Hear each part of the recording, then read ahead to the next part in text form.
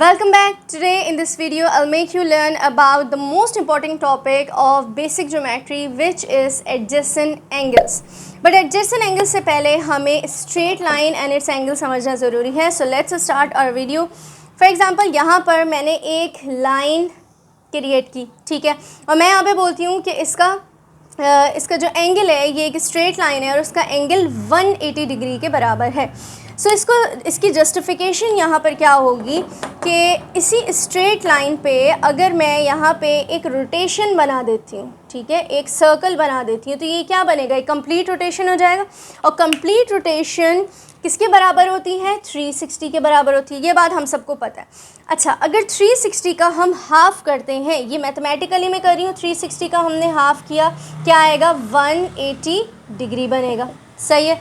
Similarly यहाँ पर भी यही काम हुआ है कि जब आपके पास एक कंप्लीट रोटेशन होती है और आप उसको एक स्ट्रेट लाइन के थ्रू हाफ़ कर देते हैं तो वो 180 डिग्री के उसका एंगल 180 डिग्री होता है. अब लेट्स सपोज जैसे मैंने ये वाली लाइन इरेज कर दी, ठीक है, यानी एक हाफ़ इरेज कर दिया, तो एक हाफ़ इरेज करने के बाद हमें ये पता चला कि भाई एक स्ट्रेट लाइन जस्ट खाली एक स्ट्रेट लाइन नहीं बनी हुई. अगर ये जस्ट बनी हुई है दैट मीन्स कि ये एक एंगल क्रिएट कर रही है. वो एंगल कौन सा क्रिएट कर रही है, 180 डिग्री का क्रिएट कर रही है, राइट. अब हमें समझना ये है कि एडजेसेंट एंगल्स क्या हैं और इस स्ट्रेट लाइन का एडजेसेंट एंगल में क्या काम होता है.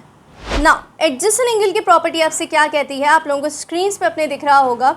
The sum of all angles on a straight line is equal to 180 degree. और नीचे उसकी प्रॉपर्टी ज्योमेट्रिकली मेंशन हुई हुई है, ठीक है. और ये जो ज्योमेट्रिकली मेंशन है ये आपको हर क्वेश्चन पे जैसे ही आप प्रॉपर्टी लगाते हैं तो आपको साथ ही मेंशन करना होता है.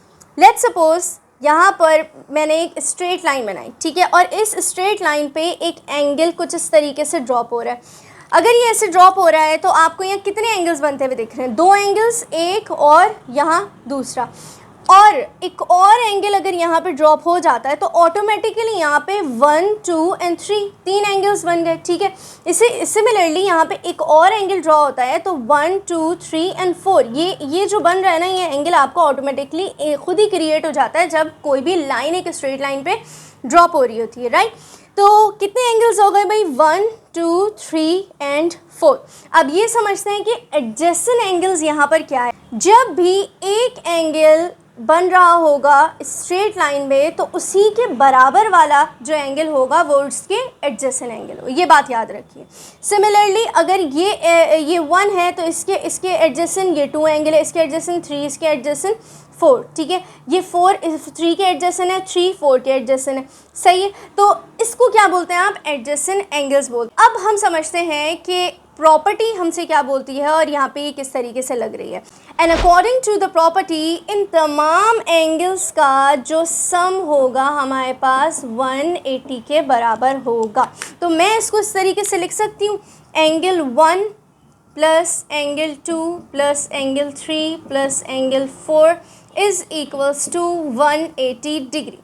अच्छा, अब ये प्रॉपर्टी हमने पढ़ तो ली, लेकिन ये प्रॉपर्टी कहाँ लग रही है, इसका यूज़ क्या है, वो अभी हम आगे समझते हैं. Now here is my question. अब देखिए स्ट्रेट लाइन पे आपके पास 2 एंगल्स यहाँ क्रिएट हो रहे हैं और एक एंगल यहाँ पर क्या है, अननोन है. एंगल ए इज़ अननोन और अगला एंगल आपको दिया हुआ है 30 डिग्री, ठीक है. This is just for the example. अब क्योंकि ये एक स्ट्रेट लाइन पे है तो दोनों एंगल्स आपस में एडजेसेंट हैं, तो यहाँ पर एडजेसेंट एंगल की प्रॉपर्टी लगेगी. According to the property a degree plus 30 degree equals to 180. That means a degree equals to 180. ये 30 प्लस हो रहा था, इक्वल्स टू की दूसरी तरफ जाके क्या हो जाएगा, माइनस हो जाएगा. तो ये आपके पास बन गया a इक्वल्स टू 150 डिग्री. अब 153 डिग्री प्लस 30 इक्वल्स टू 180. तो ये प्रूव हो गई आपके पास कि दोनों एंगल्स यानी एडजेसेंट एंगल्स का जो सम है वो 180 के बराबर होता है.